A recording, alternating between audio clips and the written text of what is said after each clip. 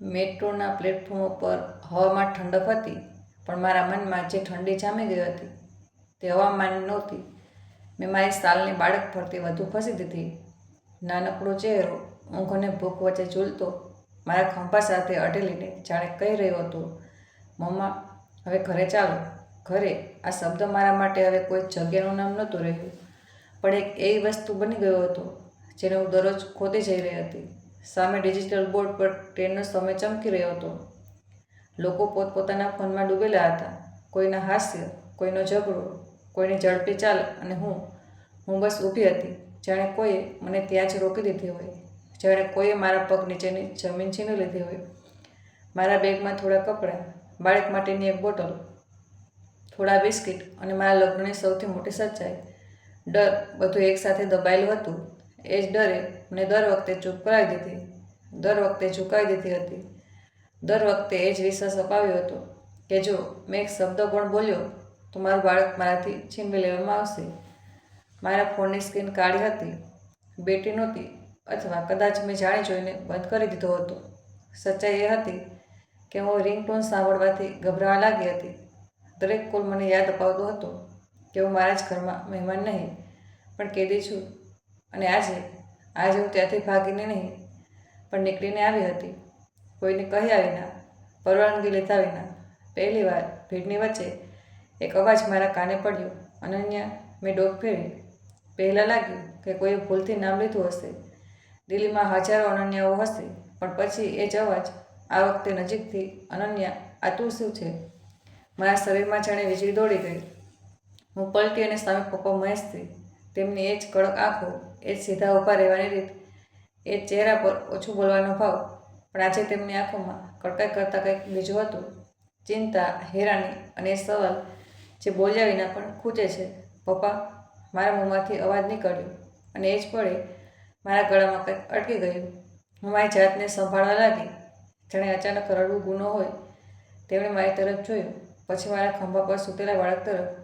તેમના ચહેરાનો રંગ બદલાઈ ગયો. આ બાળક, તેમનો સ્વર ધીમો હતો, પણ હું જાણતી હતી કે તેમના મનમાં તોફાન ઊભું થઈ ચૂક્યું છે. મેં માથું હલાવ્યું. મારા હોઠ ધ્રુજી રહ્યા હતા. હા, તમારી નાતે. આ કહેતા જ મારી આંખો ભરાઈ આવી. પપ્પાએ એક પળ માટે કંઈ ન કહ્યું, બસ મારી પાસે આવ્યા. ખૂબ ધીમેથી બાળકની શાલ સરખી કરી, જાણે તે કોઈ તૂટતી વસ્તુને બચાવી રહ્યા હોય. પછી મારી કાંડા પકડી. તેમની પકડમાં કઠોરતા નહોતી, વિશ્વાસ હતો. અહીં નહીં, તેમણે કહ્યું. અહીં નહીં, ચાલ, પહેલાં બેસીએ. મેં ચારે તરફ જોયું. મને લાગ્યું કે ક્યાંક કોઈ જોઈ તો નથી રહ્યું. આ ડર, આદત, આ ચોકસાઈ મારામાં એટલી ઊંડી ઉતરી ગઈ હતી કે ભીડમાં પણ હું મારી જાતને એકલી નહોતી માની શકતી. પપ્પાએ મારા ચહેરા પરનો એ પડછાયો વાંચી લીધો. ડરીશ નહીં, તેમણે બસ એટલું કહ્યું. હું છું. અમે પ્લેટફોર્મથી બહાર નીકળ્યા. મેટ્રો સ્ટેશનની બહાર એક જૂની ચાની દુકાન હતી. ત્યાં પ્લાસ્ટિકની ખુરશીઓ પર લોકો ચા પી રહ્યા હતા. પપ્પાએ મને એક તરફ બેસાડી. પોતે ઊભા રહીને બે ચા અને બાળક માટે દૂધ જેવું કંઈક મંગાવવા લાગ્યા. હું તેમને રોકવા માંગતી હતી, પણ રોકી ન શકી. આટલા સમય પછી કોઈએ મારા માટે પૂછ્યા વિના કંઈક કર્યું હતું, અને એ નાના અમથા ધ્યાને મારી આંખોના બોધને તોડવાનો પ્રયત્ન કર્યો. હવે બોલ. પપ્પા મારી સામે બેઠા. તેમનો લહેજો કડક હતો, પણ તેમાં પોતાપણું હતું. રાત્રે ફોન નથી કરતી, મહિનાઓથી અવાજ નથી સાંભળ્યો. હું વિચારતો હતો કે તું નારાજ છે, પણ આ શું હાલ છે? અને બાળક, રોહિત ક્યાં છે? સાસરીવાળા ક્યાં છે? રોહિત, મારા પતિનું નામ સાંભળીને મારા મનમાં જાણે કોઈ સિક્કો પડ્યો. ટીન ટીન, એક અજીબ ખાલી અવાજ. મેં મારા હાથોને એકબીજા સાથે મરોડ્યા. પપ્પા, હું બોલવા માંગતી હતી, પણ ડરે મારી જીભ પકડી રાખી હતી.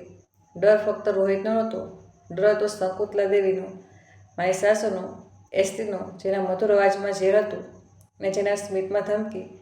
પપ્પાએ મારી ચૂપકીદી જોઈ તો પોતાનો ચાનો કપ ધીમેથી ટેબલ પર મૂક્યો. જો હું પૂછી રહ્યો છું કારણ કે હું તારો બાપ છું. તું સાચું કહીશ તો જ મદદ કરી શકીશ. મેં ઊંડો શ્વાસ લીધો. પપ્પા, હું ખૂબ થાકી ગઈ છું. મારા શબ્દો તૂટેલા હતા. થાકી ગઈ છે તો આરામ કરીશ, પપ્પા બોલ્યા. પણ તું ભાગીને મેટ્રો સ્ટેશન કેમ આવી? કોનાથી બચી રહી છે? મેં આસપાસ જોયું. દુકાનવાળા, આવતા જતા મુસાફરો. મને લાગ્યું કે મારી વાત હવામાં પણ ફેલાઈ જશે. પપ્પાએ મારી નજર વાંચીને પોતાનું શરીર થોડું આગળ કર્યું. અવાજ વધુ ધીમો કરી દીધો. અહીં કોઈ તારું કોઈ બગાડી નહીં શકે, બોલ. અને પછી જાણે કોઈએ મારા અંદરનું દ્વાર ખોલી દીધું. પપ્પા, એ લોકો મારું બાળક મારાથી છીનવી લેશે. મારા મોંમાંથી નીકળતા જ મારા ગાલ ગરમ થઈ ગયા. આંખો વહેવા લાગી. મેં જલ્દીથી આંસુ લૂછ્યા, જાણે રડવું પર પરવાનગી માગતું હોય. પપ્પાનો ચહેરો કઠોર થઈ ગયો. કોણ લોકો? સાસુ અને રોહિત. મેં નામ લીધું તો લાગ્યું જાણે કોઈએ મારા મોં પર હાથ મૂકી દીધો.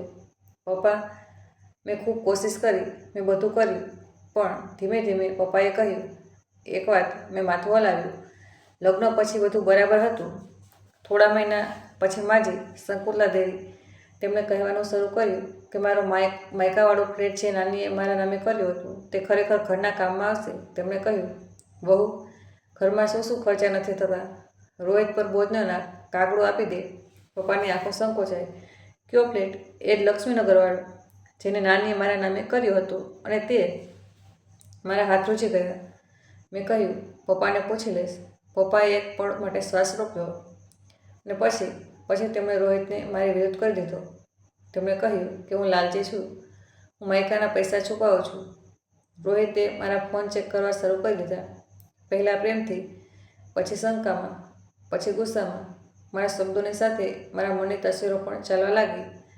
એ રાત્રો જ્યારે હું રસોડામાં ઊભી હોય અને પાછળથી સાસુનો અવાજ આવતો, અનન્યા, તારા પપ્પા બહુ ચાલાક છે, પણ યાદ રાખ, તારા પતિનું ઘર જ તારું અસલી ઘર છે. અને રોહિત, જે પહેલાં મારા માટે પાણી લઈને આવતો હતો, હવે મારા દરેક કોલનો જવાબ માગતો હતો, દરેક મેસેજનો અર્થ કાઢતો હતો.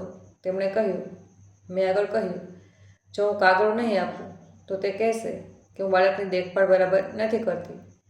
તેઓ લોકોને બોલાવીને બતાવશે કે હું એકલી છું, નબળી છું. મેં શબ્દો વિચારીને બોલ્યા, કારણ કે કેટલીક વાતો કહેતા પહેલાં પણ દિલ ધ્રુજે છે. હું કોઈ પણ પ્રકારની ભયાનક વાતોમાં જવા નહોતી માગતી, બસ સાચું કહેવા માગતી હતી. તેમણે કહ્યું કે એ લોકો કાયદાની વાતો કરશે અને કહેશે કે બાળક તેમના ઘરમાં વધુ સુરક્ષિત છે. પપ્પાની આંગળીઓ ટેબલ પર કસાઈ ગઈ. આ તેમણે તને કહ્યું? મેં માથું હલાવ્યું. હા, વારંવાર. અને રોહિત તે પહેલાં ચૂપ રહ્યો. પછી એક દિવસ તેણે કહ્યું, અનન્યા, બસ સહી કરી દે, ઘરનો જ તો મામલો છે. મારા અવાજમાં કડવાશ આવી ગઈ. પપ્પા, તે મારા નામનો હતો. મારી નાનીએ મારા માટે છોડ્યો હતો. મેં કહ્યું, હું કઈ રીતે આપી દઉં? તો માછે મારી બંગડીઓ પકડીને કહ્યું, અમે તને ઘરમાં રાખી છે, નહીં તો શું છે? એક સાધારણ છોકરી. તે શું કમાયું છે? પપ્પાની આંખો ચમકી ઉઠી. તેમણે તને હાથ લગાવ્યો? મેં જલ્દીથી કહ્યું, નહીં પપ્પા, એવું નહીં. બસ દબાણ, દરરોજ દબાણ. રસોઈ બનાવતી વખતે, બાળકને સુડાવતી વખતે, દરેક વાત પર. મેં ચાનો કપ ઉઠાવ્યો, પણ હાથ એટલો ધ્રુજી રહ્યો હતો કે મેં પાછો મૂકી દીધો. પછી તેમણે કહ્યું કે ફ્લેટ તેમના નામે થઈ જાય તો તેઓ બાળક માટે ભવિષ્ય બનાવશે. પણ પપ્પા, અસલમાં તેઓ ફ્લેટ વેચીને પૈસા લેવા માગતા હતા. તેમના ભાઈનું દેવું છે, તેમનો ધંધો ડૂબી રહ્યો છે. પપ્પાએ ધીમા અવાજે પૂછ્યું, તને કેવી રીતે ખબર? મેં એક દિવસ કબાટમાં તેમના કાગળો જોઈ લીધા. નોટિસ, બેંક અને દલાલનો કાર્ડ. પપ્પાએ માથું હલાવ્યું, જેણે દરેક વસ્તુ છોડી રહ્યા હોય. અને તારો ફોન? પપ્પા, મારો ફોન હવે મારો નહોતો. માજી કહેતી હતી કે અમારા ઘરની વહુ માટે આ બધી વાતો ઠીક નથી. રોહિતે મારા ફોનમાં પાસવર્ડ લગાવ્યો. પછી તે પોતે ખોલીને જોતો હતો. ક્યારેક તે મારો ફોન પોતાની પાસે રાખી લેતો, કહેતો, બેટરી ખતમ છે. મેં મારા હોઠ દબાવ્યા. અને જો હું રડતી તો માજી કહેતી, રડવાનું બંધ કર, નહીં તો બાળક પર અસર થશે. જાણે મારા દર્દનો કોઈ અધિકાર જ નહોતો. પપ્પાએ મારી તરફ એવું જોયું જાણે તે પહેલી વાર સમજી રહ્યા હોય કે તેમની દીકરી ક્યારથી અંદરથી તૂટી રહી છે. તેમણે જણાવ્યું કેમ નહીં? મારી પાસે આનો જવાબ નહોતો, પણ મેં સાચું કહ્યું. પપ્પા, તેમણે મને ડરાવ્યો. તેમણે કહ્યું કે જો મેં કંઈ પણ કહ્યું તો તે મારા વિરુદ્ધ બધાને કહી દેશે. કહેશે કે હું જૂઠું બોલું છું, કહેશે કે મારું ચરિત્ર. શબ્દો મારા મોંમાં જ ફસાઈ ગયો. આ એ હથિયાર હતું જેને અનેક ઘરોમાં સ્ત્રીઓ વિરુદ્ધ સૌથી સરળતાથી ચલાવવામાં આવે છે. પપ્પાનો ચહેરો લાલ થઈ ગયો. તેમણે આ શબ્દ વાપર્યો. પપ્પાએ પૂછ્યું. મેં માથું હલાવી દીધું. હા. પપ્પાએ એક પળ માટે કંઈ ન કહ્યું. બસ તેમનો શ્વાસ ભારે થઈ ગયો. પછી તેમણે ખૂબ નિયંત્રિત સ્વરમાં કહ્યું, અને તે કાગળો પર સહી કરી. મેં જલ્દીથી કહ્યું, નહીં, મેં નથી કરી. મારામાં એક નાનકડી જીતની લહેર હતી, પણ તેમણે મારું જીવવું મુશ્કેલ કરી દીધું. દરરોજ ક્યારેક દૂધમાં મહેણું, ક્યારેક બાળકના કપડાં પર સવાલ, ક્યારેક મારી મા પર ટિપ્પણી, અને રોહિત તે વચ્ચે ન ઊભો રહ્યો.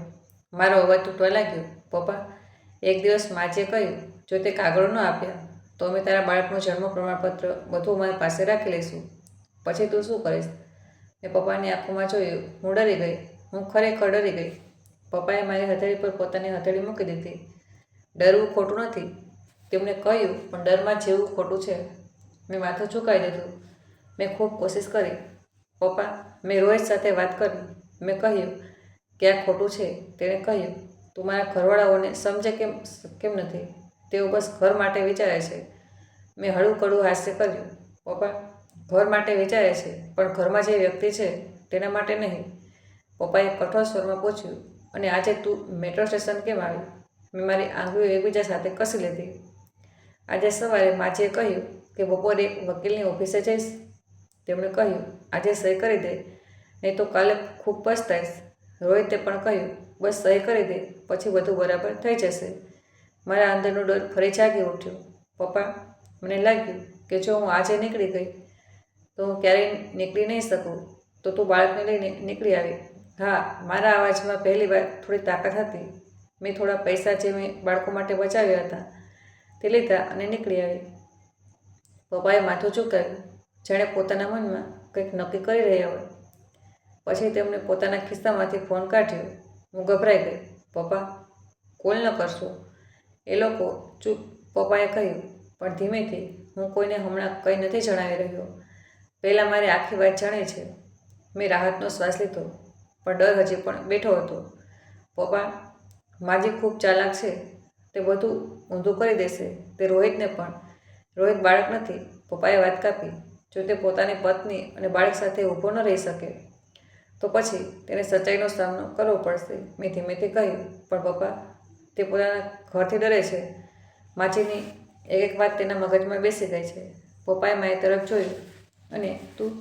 મેં ફૂસફૂસાવીને કહ્યું. હું પણ ડરતી હતી. હવે મેં મારા દીકરા તરફ જોયું. તેના હોઠ હળવાશથી હલ્યા, જાણે ઊંઘમાં હાસ્યા હોય. હું તેની નાની આંગળીઓ મારા હાથમાં લઈ આવી. હવે હું ઈચ્છું છું કે તે એવું ઘર જુએ જ્યાં તેમની માને ડરીને ન જીવવું પડે. પપ્પાનો ચહેરો થોડો નરમ થયો. ઠીક, તેમણે કહ્યું. હવે સાંભળ, તું મારી સાથે ચાલીશ. મારા દિલને જાણે ધક્કો લાગ્યો. પણ કોઈ પણ નહીં. પપ્પા બોલ્યા, અને સૌથી પહેલી વાત, તું પોતાનો દોસ્ત આપવાનું બંધ કરીશ. મેં માથું હલાવ્યું, પણ અંદરથી એક અવાજ ફૂસફૂસાયો. શું ખરેખર એટલું સરળ છે? આટલા મહિનાનો ઝેર, આટલા દિવસનું દબાણ, આટલી રાતોની ગૂંગળામણ, શું બધું એક દિવસમાં નીકળી જશે? પપ્પાએ મારા ચહેરા પરનો ગૂંચવાડો વાંચી લીધો. હું જાણું છું કે તું વિચારી રહી છે કે એ લોકો શું કરશે. તેમણે કહ્યું, પણ યાદ રાખ, ડરાવનારા ત્યાં સુધી જ ડરાવે છે જ્યાં સુધી સામેવાળો એકલો હોય. મેં ધીમેથી કહ્યું, તેઓ એકલા નહીં રહેવા દે. પપ્પા, તે સમાજને, સગા સંબંધીઓને, બધાને. પપ્પાએ એક ઝાટકે વાત રોકી દીધી. સમાજનું કામ છે બોલવું, તેમણે કહ્યું, અને આપણું કામ છે સાચું કરવું. પપ્પા તરફ જોયું. મને પહેલી વાર લાગ્યું કે કદાચ મારો શ્વાસ પાછો આવી રહ્યો છે. પણ એ જ પળે મારા ફોનમાં જે બંધ હતો, મારા મગજમાં રિંગટોનની કલ્પના ગૂંજવા લાગી. મને લાગ્યું કે એ લોકો હમણાં અહીં આવશે, મારા વાળ પકડીને ખેંચી લેશે, બાળકને છીનવી લેશે. હું ધ્રુજી ગઈ. પપ્પાએ મારા ખભા પર હાથ મૂક્યો. જો, તેમણે કહ્યું, હું તારી સાથે છું. પણ મને એક વાત કહે, શું તેમણે ક્યારેય તને પૈસા આપવાથી રોકી? તારી બેંક, તારું એટીએમ? મેં માથું હલાવ્યું. મારું એકાઉન્ટ, રોહિતે કહ્યું હતું કે સંયુક્ત કરી દઈએ. પછી મારી પાસે કાર્ડ નહોતું રહ્યું. મારી પાસે રહેતું હતું, અને ફ્લેટના કાગળો. મારી પાસે નકલ હતી. અસલ માજીએ કબાટમાં મૂકી દીધા. તેમણે કહ્યું હતું કે સુરક્ષિત રહેશે. પપ્પાના હોઠ કસાઈ ગયા. કાગળો તારા નામે છે અને તેમના હાથમાં. આજ તો ચાલ છે. મેં ગભરાઈને પૂછ્યું, તો હવે શું થશે પપ્પા? પપ્પાએ મારી આંખોમાં સીધું જોયું. હવે આપણે રમત તે નામના હિસાબે નહીં રમીએ. તેમણે કહ્યું, આપણે આપણા હિસાબે રમીશું. મેં ખચકાઈને કહ્યું, પણ પપ્પા, હું કંઈ કરી નહીં શકું. હું નબળી છું. પપ્પાના અવાજમાં વીજળી હતી. નબળી નહીં, તેમણે કહ્યું, તું થાકી ગઈ છે, અને થાકેલી વ્યક્તિને આરામ જોઈએ, ન કે મેળું. મેં આંખો લૂછી. આસપાસના અવાજો થોડા ઝાંખા થઈ ગયા. ચાની દુકાન, હોર્ન, લોકોની વાતો, બધું પાછળ જતું રહ્યું. બસ પપ્પાનો અવાજ બચ્યો. હવે ધ્યાનથી સાંભળ, તેમણે કહ્યું. આથી તું કોઈ પણ નિર્ણય ડરમાં નહીં લઈશ. મેં માથું હલાવ્યું, પણ મારા અંદર એક બીજો ડર ઉઠી ગયો. એ લોકો મને શોધશે, પપ્પાએ કહ્યું, અને ત્યારે તેમને ખબર પડશે કે દીકરી એકલી નથી. મેં ધીમા અવાજે પૂછ્યું, જો તે પોલીસ સ્ટેશન? પપ્પાએ મારી વાત કાપી. હું કાયદાથી નથી ડરતો, તેમણે કહ્યું. મેં વર્દીમાં ઘણા વર્ષો કામ કર્યું છે, અને જો જરૂર પડી તો વકીલ પણ જોઈ લઈશ. મેં પહેલી વાર તેમની વાતોમાં રસ તો જોયો, પણ પપ્પા, તે કહેશે કે હું ઘર છોડીને ભાગી આવી. પપ્પાએ ચાનો છેલ્લો ઘૂંટ લીધો. અને તું કહીશ કે તું બાળકને બચાવવા નીકળી. તેમણે કહ્યું, સાચું આ છે. મારા અંદર કંઈક ધીમેથી સરક્યું, જાણે એક બંધ બારી ખુલી રહી હોય. પણ એ જ બારીમાંથી એક ઠંડી હવા પણ આવી. યાદોની. મને એ સવાર યાદ આવી જ્યારે માજીએ મારું કાંડા પકડીને કહ્યું હતું, વહુ, તું તારા પપ્પાને ફોન કરીશ તો સમજી લે છે. બાળક સાથે તારી તસવીરો અમારી પાસે છે. અમે શું શું કરી શકીએ છીએ, તું વિચારી પણ નહીં શકે. ત્યારે મેં ફોન મૂકી દીધો હતો. ત્યારે મેં મારી જાતને સમજાવી હતી કે ચૂપ રહેવું જ સારું છે. ત્યારે મેં મારા અંદરના વિદ્રોહને મારી નાખ્યો હતો. મેં પપ્પા તરફ જોયું અને પહેલીવાર પૂરી ઈમાનદારીથી કહ્યું, પપ્પા, હું ખૂબ ડરી ગઈ હતી. એટલી કે ક્યારેક મને લાગતું હતું કે હું કંઈ પણ ઠીક નહીં કરી શકું. મેં શબ્દો સાંભળ્યા. મારી વાતને સુરક્ષિત રાખતા મેં મારી જાતને ખોઈ દીધી હતી. પપ્પાએ મારી હથેળી દબાવી. તું ખોવાઈ નથી, તેમણે કહ્યું. તું બસ રસ્તામાં ફસાઈ ગઈ હતી. મારા દીકરાએ હળવો અવાજ કર્યો. હું તરત તેને થપથપાવા લાગી. પપ્પા ઊભા થયા. દુકાનવાળા પાસેથી થોડું ગરમ દૂધ જેવું કંઈક લીધું અને મારા હાથમાં આપ્યું. પહેલાં આને પીવડાવ, તેમણે કહ્યું. પછી આપણે નીકળીએ છીએ. મેં બાળકને દૂધ પીવડાવ્યું. તે ધીમે ધીમે જાગ્યું. મારી તરફ જોયું, પછી પપ્પા તરફ. પપ્પાએ પોતાની આંગળી આગળ કરી. બાળક હસી પડ્યું. એ સ્મિતમાં મને એ દુનિયા દેખાય જે હું ઈચ્છતી હતી, જે મારું બાળક ડર નહીં, વિશ્વાસ જુએ. મેં દૂધની બોટલ મૂકી અને પપ્પા તરફ જોયું. પપ્પા, જો તેણે માજીની વાત માની, પપ્પાએ શાંત સ્વરમાં કહ્યું, તો રોહિતને પણ ખબર પડવી જોઈએ કે તેની મા તેનો ક્યાં માટે ઉપયોગ કરી રહી છે. મારા મનમાં એક દર્દ ઉભર્યું. મેં તેને પ્રેમ કર્યો હતો. પપ્પા, પ્રેમમાં સન્માન પણ હોવું જોઈએ, પપ્પાએ કહ્યું. પ્રેમ એ નથી જે તેને ઝુકાવે, પ્રેમ એ છે જે તેને ઉચકે. મેં ચૂપચાપ માથું હલાવ્યું. સચ્ચાઈ કડવી હતી પણ સાફ હતી. અમે ઊભા થયા. પપ્પાએ મારા બેગ પોતાના હાથમાં લીધો, જાણે તે બોજ પણ મારો નહીં રહેવા દે. અમે સ્ટેશનની બહારથી રસ્તો પાર કરી રહ્યા હતા કે મારી નજર સામે ઊભેલી એક કાર પર પડી. એ જ રંગ, એ જ નંબર પ્લેટની શૈલી જે રોહિતની ગાડીની હતી. મારું દિલ ધક દઈને રહી ગયું. મેં પપ્પાનો હાથ પકડી લીધો. પપ્પા, તેમણે મારી તરફ જોયું. શું થયું? એ ગાડી. પપ્પાએ એક નજરમાં મારી ગભરાટ સમજી લીધી. તેમણે મને પોતાની પાછળ કરી દીધી. પછી પોતે આગળ વધીને જોઈ લીધું. એક પળ પછી બોલ્યા, આ રોહિતની નથી. શ્વાસ લે. મેં શ્વાસ લીધો, પણ હવા ગળામાં અટકી રહી હતી. મારું શરીર હજી પણ ખતરાનો અવાજ સાંભળી રહ્યું હતું, ભલે ખતરો સામે હોય કે ન હોય. પપ્પાએ મારો હાથ પકડ્યો અને કહ્યું, આવું જ થાય છે. તેમનો અવાજ નરમ હતો, જ્યારે કોઈ ઘણા દિવસો સુધી ડરમાં રહ્યું હોય. પણ હવે ધીમે ધીમે આ ડર ઓછો થશે. અમે ઓટોમાં બેઠા. પપ્પાએ ડ્રાઈવરને સરનામું જણાવ્યું. અમારા ઘરનું, મારા માયકાનું. એ શબ્દ સાંભળીને મારા મનમાં એકસાથે રાહત અને ડર ઉઠ્યો. રાહત કે હું જઈ રહી છું. ડર કે હવે તોફાન આવશે. કારણ કે શકુંતલા દેવી એવી નહોતી જે હાર માની લે. તે મને પાછી ખેંચવા આવશે. તે રોહિતને મોકલશે. તે કહેશે, વહુ, તે અમારી ઇજ્જત માટીમાં ભેળી દીધી. ને કદાચ તે મારા બાળકને બહાનું બનાવીને મને તોડવાનો પ્રયત્ન કરશે. ઓટો ચાલતા ચાલતા ટ્રાફિકમાં અટકી ગઈ. પપ્પાએ ફોન કાઢ્યો, સ્ક્રીન પર કંઈક જોયું અને પછી તેને ખિસ્સામાં મૂકી દીધો. હું તેમના ચહેરાને જોતી રહી. તેમની આંખોમાં જે નિર્ણય હતો તેણે મને થોડી શાંત કરી. થોડી મિનિટો પછી પપ્પાએ કહ્યું, અનન્યા, એક વાત ધ્યાન રાખજે. આજથી તું કોઈની પણ સાથે એકલામાં વાત નહીં કરીશ, જ્યાં સુધી હું ન કહું. મેં તરત કહ્યું, હા પપ્પા. અને જો રોહિત કોલ કરે, મારા પેટમાં ખેંચાણ થઈ. તું નહીં ઉપાડીશ, પપ્પાએ કહ્યું. પહેલાં હું વાત કરીશ. મેં માથું હલાવ્યું. પછી અચાનક મને યાદ આવ્યું, પપ્પા, મારો ફોન બંધ છે. ઠીક છે, પપ્પાએ કહ્યું. હમણાં બંધ જ રહેવા દે. મારા મનમાં એક બીજો ડર આવ્યો. એ લોકો મારા કાગળ. પપ્પાએ મારી વાત વચ્ચેથી રોકી દીધી. બધું જ નીકળશે, તેમણે કહ્યું, પણ એક એક પગલું સાચું રાખવું પડશે. ઓટો અમારા ઘરની ગલીમાં ઘૂસી.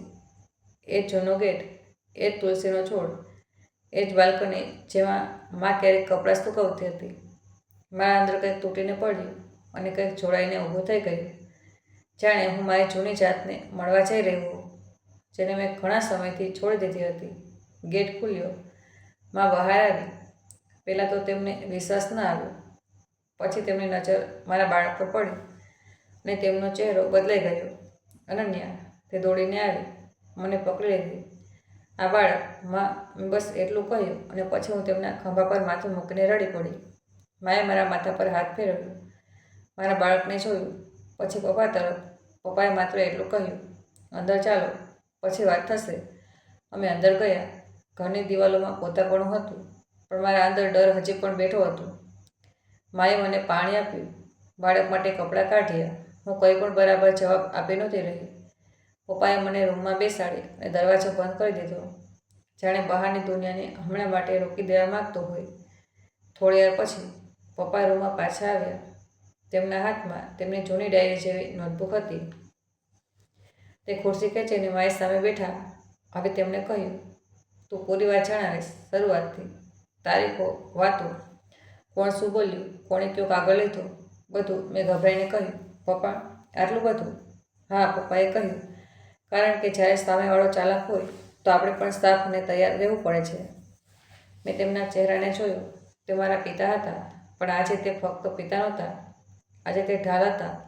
અને ઢાલની પાછળ પહેલીવાર મને લાગ્યું કે હું સીધી ઊભી રહી શકું છું. મેં એક લાંબો શ્વાસ લીધો. ઠીક છે, મેં કહ્યું, હું બધું જણાવું છું. મેં બોલવાનું શરૂ કર્યું. મેં તે દિવસ જણાવ્યો જ્યારે માજીએ પહેલીવાર ફ્લેટનો ઉલ્લેખ કર્યો. તે દિવસે જ્યારે રોહિત મારો ફોન છીનવીને કહ્યું, મમ્મી સાચું કહે છે. તે રાત જ્યારે માજીએ કહ્યું, બહુ, તારા પપ્પાને આ વાત ખબર પડી તો સમજી લેજે. મેં જણાવ્યું કે કેવી રીતે દરેક નાની વસ્તુને તેમના હિસાબે વાળવામાં આવી, કેવી રીતે મને ધીમે ધીમે એકલી કરવામાં આવી, કેવી રીતે મને એ મહેસૂસ કરાવવામાં આવ્યું કે જો હું ઘરની વાત બહાર લઈ ગઈ તો હું જ ખોટી કહેવાઈશ. પપ્પા વચ્ચે વચ્ચે સવાલો પૂછતા રહ્યા. કઈ તારીખે? કોણે સાંભળ્યું? કોની સામે કહ્યું? કોણે કાગળ લીધું? તેમના અવાજમાં કોઈ ભાવુકતા નહોતી, પણ તેમની આંખોમાં આગ હતી. એ આગ બદલાની નહોતી, એ આગ ન્યાયની હતી. અને જ્યારે મેં છેલ્લી વાત કહી, આજે બપોરે વકીલ પાસે લઈ જવાના હતા, પપ્પા સહી કરાવવા, તો પપ્પાની આંખો એક પળ માટે સ્થિર થઈ ગઈ. તેમણે પોતાની ડાયરી બંધ કરી, ખૂબ શાંત રીતે ઊભા થયા અને બોલ્યા, ઠીક છે. મેં ડરતા ડરતા પૂછ્યું, શું ઠીક છે? પપ્પાએ મારી તરફ જોયું. તેમના અવાજમાં એ જ જૂનો ફોજી જેવો ઠહેરાવ હતો. હવે તેમણે કહ્યું, આપણે તેમને એ જ મોકો આપીશું જેમાં તે પોતે પોતાની સચ્ચાઈ બોલશે. મારા શરીરમાં લખલખી દોડી ગઈ. તમે શું કરવાના છો? પપ્પાએ દરવાજા તરફ પગ વધાર્યો, પછી રોકાયા. મારી તરફ ફર્યા અને ખૂબ ધીમેથી કહ્યું, તું બસ એટલું કર કે હવેથી ડરવાની આદત છોડી દે, બાકી હું જોઈ લઈશ. અને એ જ પળે બહાર હોલમાં માનો ફોન ઝડપથી વાગી ઉઠ્યો. રિંગટોન જાણે મારા દિલની અંદર વાગી રહી હતી. માએ સ્ક્રીન જોઈ અને તેમનો ચહેરો ઉતરી ગયો. તેમણે રૂમના દરવાજા પર આવીને માત્ર એટલું કહ્યું, મહેશ, રોહિતનો ફોન છે. તે રાત્રે મારા ઘરની બારીઓ બંધ હતી, પરંતુ મારા મગજની બારીઓ ખુલ્લી હતી. દરેક પડછાયો મને શંકુતલા દેવીની ચાલ લાગી રહ્યો હતો. દરેક અવાજ મને રોહિતની ધમકી લાગી. માએ પૂજાની થાળી મૂકી, બાળકના કપાળ પર કાજલનું નાનકડું ટીલું કર્યું અને ધીમેથી કહ્યું, આજે રાત બસ ભગવાન પાસે શાંતિ માંગ. પણ મને શાંતિ નહીં, સાહસ જોઈતું હતું. પપ્પા ડ્રોઈંગ રૂમમાં બેઠા પોતાની ડાયરીના પાના પલટાવી રહ્યા હતા. જાણે મારા પાછલા મહિનાનું દર્દ હવે એક ફાઇલ બનીને સામે મુકાયું હોય. તેમની આંખોમાં એ જ સ્થિરતા હતી જે હંમેશા મુસીબત પહેલાં હોય છે. તેમણે મને કહ્યું, ડર લાગશે, પણ કાલે ડરનો નિર્ણય નહીં થાય. કાલે સત્યનો થશે. હું બસ માથું હલાવીને રહી ગઈ. મારા અંદરની છોકરી હજી પણ ગભરાયેલી હતી, પરંતુ મા બનનારી સ્ત્રી હવે જવાબ માગી રહી હતી. સવારે વહેલી રશ્મિજીનો મેસેજ આવ્યો. આજે વાતચીત ફક્ત સાક્ષીની સામે, ઘરમાં નહીં, કોઈ તટસ્થ જગ્યાએ. મારા ઓફિસમાં વધુ સારી છે. અને કોઈ પણ કાગળ વાંચ્યા વિના નહીં. જો દબાણ વધે તો તમે તરત વાતચીત પૂરી કરી દેજો. પપ્પાએ મેસેજ વાંચીને ફોન મૂક્યો અને બોલ્યા, આજે ઘરમાં કોઈ તમાશો નહીં થાય. અમે તેમને ઘરે નહીં બોલાવીએ, અમે પોતે જઈશું. મેં ગભરાઈને પૂછ્યું, પણ તે માનશે? પપ્પાએ કહ્યું, માનશે નહીં તો આ તેમના વિરુદ્ધ જશે, અને જો આવીને હંગામો કરશે તો અમારી પાસે રેકોર્ડ હશે. માએ મારો હાથ પકડીને કહ્યું, બેટા, આજે તારો અવાજ તૂટવો ન જોઈએ. મેં બાળક તરફ જોયું. તે રમકડાથી રમી રહ્યો હતો, બિલકુલ બેફિકર. તેની બેફિકરીએ મને મજબૂત કરી. મેં મનમાં નક્કી કર્યું કે આજે હું ફરીથી પાછી નહીં હટું, ભલે સામે કોઈ પણ હોય. બપોરે લગભગ 12 વાગ્યે રોહિતનો કોલ આવ્યો. પપ્પાએ ઉપાડ્યો. રોહિતના અવાજમાં ઉતાવળ હતી. પપ્પા, અમે નીકળી રહ્યા છીએ.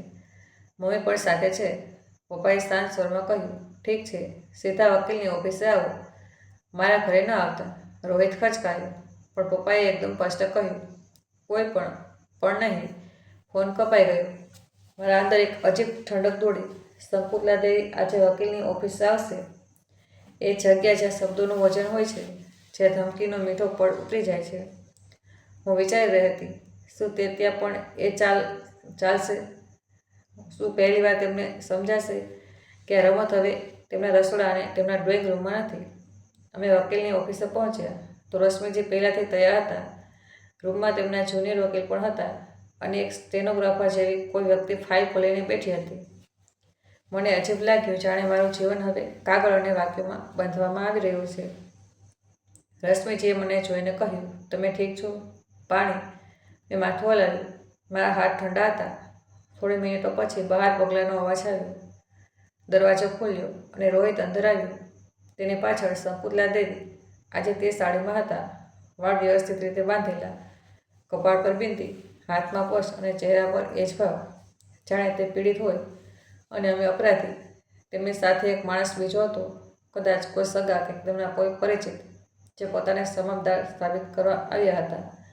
શકુંતલા દેવીએ રૂમમાં પગ મૂકતા જ એક લાંબો શ્વાસ લીધો, જાણે તે ખૂબ મોટો બોજ ઉઠાવવાની આવ્યા હોય. તેમણે રશ્મિજી તરફ જોયું અને ખૂબ મીઠા સ્વરમાં બોલ્યા, નમસ્તે બેટા, તમે વકીલ છો? સારું કર્યું તમે બોલાવ્યા. હવે આ ઘરની વાત ઘરમાં ન રહી તો ઠીક છે. રશ્મિજીએ શાંતિથી કહ્યું, નમસ્તે, કૃપા કરીને બેસો અને વાત તથ્ય પર થશે. શકુંતલા દેવી બેઠા, પણ તેમનું શરીર એવું હતું જાણે તે બેસીને પણ ઊભા હોય. રોહિત મારી તરફ જોવા માંગતો હતો, પણ નજર ટકી નહોતી રહી. મેં મારી જાતને સ્થિર રાખી. રશ્મિજીએ વાતચીત શરૂ કરી, રોહિતજી, તમે શું ઈચ્છો છો? રોહિતે ગળું સાફ કર્યું. હું ઈચ્છું છું કે અનન્યા પાછી આવે. ઘરમાં વાત બગડી ગઈ છે. શકુંતલા દેવીએ તરત જોડ્યું, અને બાળક તો અમારું પણ છે. રશ્મિજીએ મારી તરફ જોયું, પછી કહ્યું, અનન્યાજી, તમે શું ઈચ્છો છો? મેં એક પળ શ્વાસ લીધો. મારો અવાજ પહેલાં ધ્રુજ્યો, પછી સ્થિર થયો. હું સુરક્ષા ઈચ્છું છું, સન્માન ઈચ્છું છું, અને મારા નામના પ્રોપર્ટી પર દબાણ બંધ થાય. શકુંતલા દેવીએ ત્રાસી મુસ્કાન સાથે કહ્યું, પ્રોપર્ટી, બસ આ જ તો છે. જુઓ મેડમ, વહુ પર કોઈ દબાણ નહોતું. અમે તો બસ પરિવારની મદદ માગી રહ્યા હતા. રશ્મિજીએ કાગળના પાના પલટાવ્યા. તમે ગઈકાલે ફોન પર નહીં તો કહ્યું હતું, કૃપા કરીને સ્પષ્ટ કરો. નહીં તો નો શું મતલબ હતો? શકુંતલા દેવીના ચહેરા પર એક સેકન્ડ માટે આઘાત આવ્યો. તેમણે તરત પોતાની જાતને સંભાળી. અરે, તે તો એમ જ. મતલબ? ઘરની ઇજ્જત, રશ્મિજીએ કહ્યું. ઇજ્જતનો મતલબ ધમકી નથી હોતો. શકુંતલા દેવીએ હસીને કહ્યું, તમે વકીલ છો, તમે શબ્દોમાં ફસાવતા હશો. રશ્મિજીએ ખૂબ શાંતિથી જવાબ આપ્યો, હું શબ્દોમાં નહીં, સત્યમાં રસ રાખું છું. પછી રશ્મિજીએ રોહિતને પૂછ્યું, રોહિતજી, શું તમે અનન્યાજીને ફ્લેટ ટ્રાન્સફરના કાગળ પર સહી કરવા માટે કહ્યું હતું? રોહિતે ખચકાઈને કહ્યું, મેં બસ કહ્યું હતું કે મદદ કરી દે. મેં તરત પૂછ્યું, કોની મદદ? રોહિતે આંખો નીચે કરી લીધી. ઘરની. મેં કહ્યું, ઘરની મદદના નામે મારા નામનો ફ્લેટ કેમ? તમારી કમાણી, તમારી પ્રોપર્ટી, તમારી માની બચત, આ બધું કેમ નહીં? શકુંતલા દેવી તરત ભડકી ગયા. બહુ જીભ સંભાળીને, અમે તારા વડીલ છીએ. રશ્મિજીએ વચ્ચે કહ્યું, અહીં વડીલ હોવો મુદ્દો નથી, મુદ્દો છે દબાણ. શકુંતલા દેવીએ રોહિત તરફ જોયું, જાણે ઇશારો કરી રહ્યા હોય કે હવે દબાણ વધાર. રોહિતે પોતાના મજબૂત બતાવતા કહ્યું, અનન્યા, જો તે ઘર છોડીને ખોટું કર્યું. મેં કહ્યું, મેં ઘર છોડ્યું કારણ કે ઘરમાં મને દરરોજ ડરાવવામાં આવતી હતી. સંકુલા દેવીએ હાથ કંકાઈને કહ્યું, કોણે ડરાવી? કોણ ડરાવે છે? આ ડ્રામા બંધ કર. રશ્મિજીએ એક ફાઇલ આગળ સરકાવી. અનન્યાજી પાસે એક વોઇસ નોટ છે જે તેમણે તે સમયે પોતાની દોસ્તને મોકલ્યો હતો. આમાં તે જણાવી રહ્યા છે કે તેમના પર સતત દબાણ છે અને બાળકને લઈને ડર બતાવવામાં આવી રહ્યો છે. આ ઉપરાંત કેટલાક મેસેજના સ્ક્રીનશોટ પણ છે. સંકુલા દેવીનો ચહેરો સખત થઈ ગયો. આ બધું જૂઠું છે. રશ્મિજીએ કહ્યું, આ બધું રેકોર્ડ છે. મેં પહેલીવાર સંકુલા દેવીની આંખોમાં ડર જોયો. ખૂબ નાનકડો, બસ એક ઝલક. પછી તે પોતાની જૂની રણનીતિ પર પાછા ફર્યા.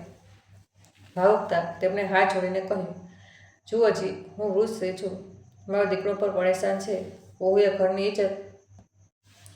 પપ્પા જે અત્યાર સુધી સ્થાન બેઠા હતા પહેલીવાર બોલ્યા. તેમનો અવાજ ભારે હતો. ઇજ્જતની વાત ન કરો.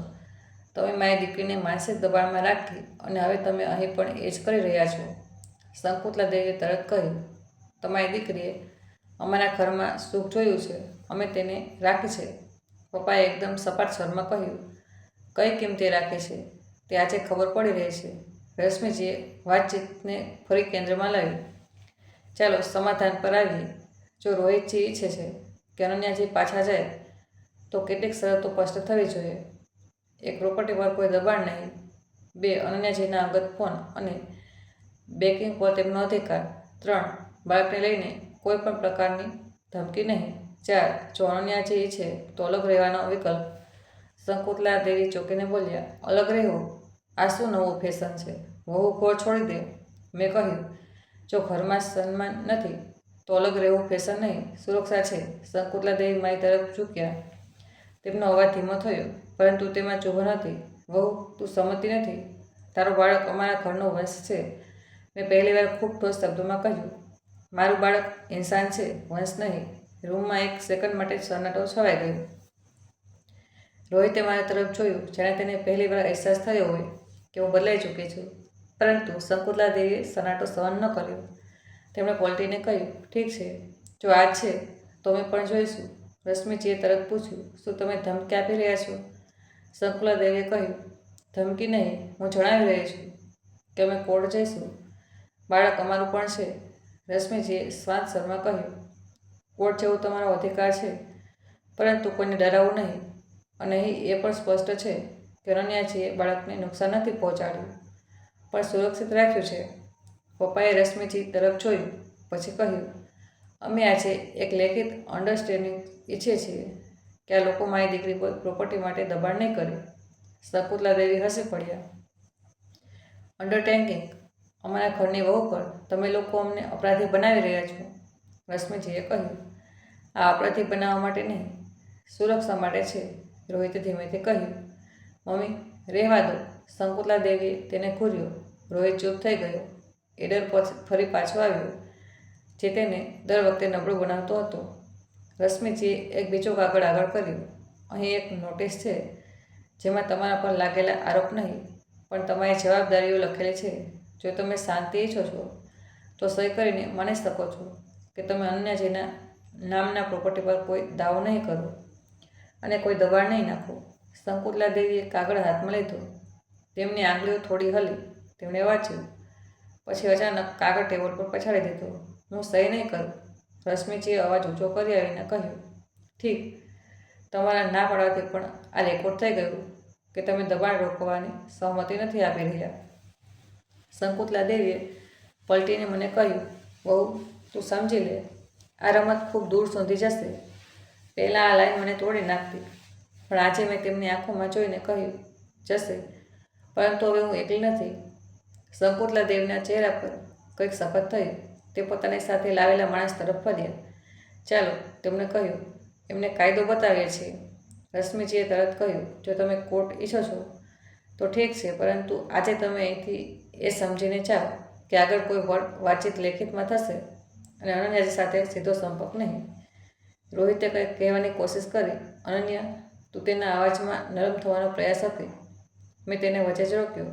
રોહિત, જો તને ખરેખર અમારી ચિંતા છે તો સૌથી પહેલાં તું તારી મા સાથે સાચું બોલ. તે મારો સાથ કેમ ના આપ્યો? તે મારા નામે રહેલી વસ્તુ પર દબાણ કેમ થવા દીધું? રોહિતની આંખો ભરાઈ આવી, પણ તે આંસુ પણ અડધા હતા. જાણે ભાવ અને ડર બંનેમાં વહેંચાયેલા હોય.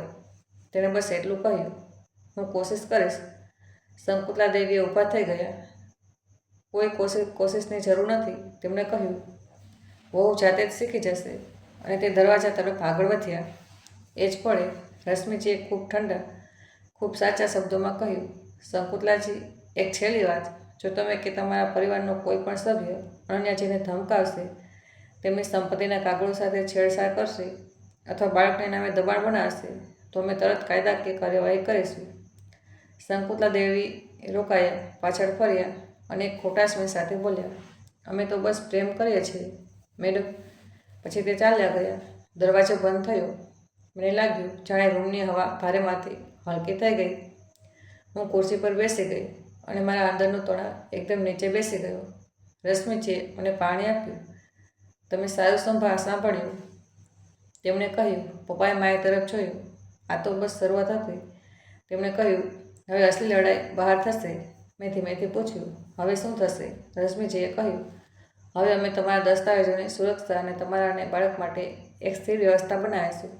અને રોહિત જો સુધાર ઈચ્છે છે તો તેને લેખિતમાં અને વર્તનમાં બતાવવું પડશે. અમે બહાર નીકળ્યા. તડકો એવો જ હતો, રસ્તાઓ એવા જ, દુનિયા એવી જ. પણ મારા અંદર કંઈક બદલાયું હતું. હું હવે ડરની અંદર નહીં, ડરની બહાર ઊભી હતી. ડર હતો, પણ તેણે મને ઝપટી નહોતી રાખી. ઘરે પાછા ફરતા રોહિતનો એક મેસેજ આવ્યો, અનન્યા, હું તને એકલા મળીને વાત કરવા ઈચ્છું છું. મમ્મી ખૂબ ગુસ્સામાં છે, પણ હું સમજી રહ્યો છું. મેં સ્કીન જોઈ. મારું દિલ એક સેકન્ડ માટે નરમ થયું. પછી દિમાગે યાદ અપાવ્યું, સમજવું અને બદલવું અલગ વસ્તુઓ છે. મેં મેસેજનો જવાબ ન આપ્યો. રશ્મિજીએ પહેલાં જ કહ્યું હતું. અને વધુ લેખિતમાં અને સાચા માધ્યમથી. સાંજે પપ્પાએ પોલીસ સ્ટેશનમાં એક સામાન્ય જાણકારી આપવાની વાત કરી, જેથી રેકોર્ડ બની જાય. માએ મારા માટે ખાવાનું મૂક્યું. મેં પહેલીવાર ગુંગળામણ વિના 2 કોળિયા ખાધા. બાળકે હસીને મારી આંગળી પકડી અને મને લાગ્યું જાણે મારું શરીર જે મહિનાઓથી માત્ર તણાવમાં જીવી રહ્યું હતું, હવે ધીમે ધીમે સામાન્ય થતાં શીખી રહ્યું છે. થોડા દિવસ વીત્યા. રશ્મિજીએ નોટિસ મોકલી દીધી. પ્રોપર્ટીની સર્ટિફાઈડ કોપીની પ્રક્રિયા આગળ વધી. બેંકમાં જઈને મેં મારું કાર્ડ અને એકાઉન્ટ સુરક્ષિત કર્યા. જૂના નંબર બદલી નાખ્યા. મારા ફોનમાં પાસવર્ડ મેં પોતે રાખ્યો. આ નાની વાતો હતી, પણ મારા માટે આ મોટા પગલાં હતા, કારણ કે આ મારા નિયંત્રણની વાપસી હતી. રોહિતે 2 વાર વધુ કોલ કરવાની કોશિશ કરી, પણ દર વખતે રશ્મિજીના માધ્યમથી જ વાત થઈ. તેણે કહ્યું કે તે ઘરમાં માહોલ ઠીક કરવાની કોશિશ કરી રહ્યો છે, પણ તેની કોશિશોની સીમા તેની મા સામે સમાપ્ત થઈ જતી હતી. હું હવે તેને દોષ આપવામાં અટકી નહોતી. હું બસ મારા નિર્ણય પર ટકી હતી. મારા બાળકની સુરક્ષા, મારું સન્માન, મારું જીવન. એક દિવસ રોહિત એકલો આવ્યો અને તેણે પપ્પા સામે કહ્યું, પપ્પા, હું મારી ભૂલ માનું છું. મેં અનન્યાને સમજાવી નહીં, મેં દબાણને રોક્યું નહીં. હું ડરી ગયો હતો. આ પહેલી સાચી લાઈન હતી જે મેં તેના મોંમાંથી સાંભળી. પણ સાચું બોલવું પહેલું પગલું હોય છે, અંતિમ નહીં. પપ્પાએ બસ કહ્યું, હવે આ વાત માત્ર બોલવાથી નહીં ચાલે, કામથી બતાવો. રોહિતે મને કહ્યું, અનન્યા, હું ઈચ્છું છું કે આપણે કાઉન્સેલિંગ કરીએ અને અલગ ઘર લઈને શરૂઆત કરીએ. એ સમયે મારા અંદર ફરી એ જ સવાલ ઉઠ્યો, શું આ બદલાવ ટકશે?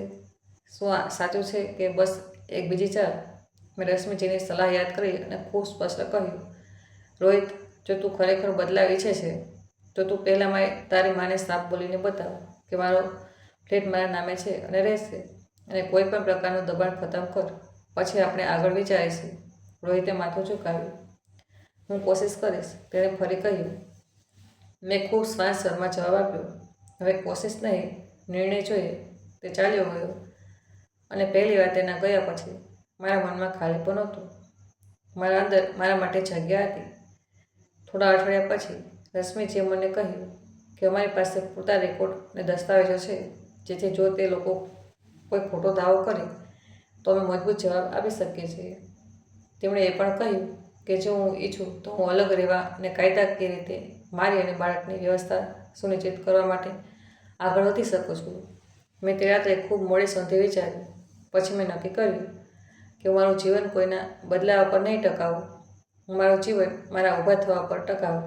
મેં ઘરેથી એક નાનકડું કામ શરૂ કર્યું, જેથી ધીમે ધીમે આર્થિક રીતે વધુ મજબૂત થઈ શકું. મારા બાળકને સંભાળ્યું. પપ્પાએ દરેક કાગળના કામમાં સાથ આપ્યો અને હું દરરોજ સવારે અરીસામાં મારી જાતને જોતી અને પોતાને કહેતી, આજે તું પાછી નહીં હટી. એક દિવસ અચાનક શંકુતલા દેવીનો મેસેજ આવ્યો. એક લાઈન, બહુ તે ખૂબ મોટું પગલું ભર્યું છે, હવે જોઈ લેજે. પહેલાં આ લાઈન મને આખી રાત જગાડતી. આ વખતે મેં સ્ક્રીનશોટ લીધો, રશ્મિજીને મોકલ્યો અને ફોન મૂકી દીધો. બસ મારું દિલ ધડક્યું, પણ મારો હાથ ન ધ્રુજ્યો. આ જ ફરક હતો અને આજ મને સમજાયું કે અસલી જીત કોર્ટમાં નથી થતી. અસલી જીત મગજમાં થાય છે. જ્યારે કોઈ તમને ડરાવીને નિયંત્રિત નથી કરી શકતું. જ્યારે તમે તમારા બાળકને આ શીખવો છો કે પ્રેમ દબાણ નથી હોતું અને પરિવારનો મતલબ કેદ નથી હોતો. થોડા મહિના પછી વસ્તુઓ સંપૂર્ણપણે પરફેક્ટ નહોતી, પણ મારી પાસે એક સ્થિર જમીન હતી, ફ્લેટ સુરક્ષિત હતો, બેગ સુરક્ષિત હતી, મારો અવાજ સુરક્ષિત હતો અને સૌથી જરૂરી, મારા બાળક માટે એક એવો માહોલ બની રહ્યો હતો જ્યાં તેની મા રડતા રડતા નહીં પણ ઊભી રહીને જીતતી હતી. તે રાત્રે મેં છત પર જઈને આકાશ જોયું. હવામાં એ જ ઠંડક હતી, પણ મારા અંદર એ જૂની ઠંડક નહોતી. મારા અંદર એ ગરમાહટ હતી, સાહસની. મેં મારી જાતને કહ્યું, મેં હાર ન માની, મેં બસ મોડેથી જ પણ મારી જાતને પસંદ કરી લીધી. અને જો તમે આ વાર્તા સાંભળી રહ્યા છો તો એક વાત દિલથી કહેવા ઈચ્છું છું.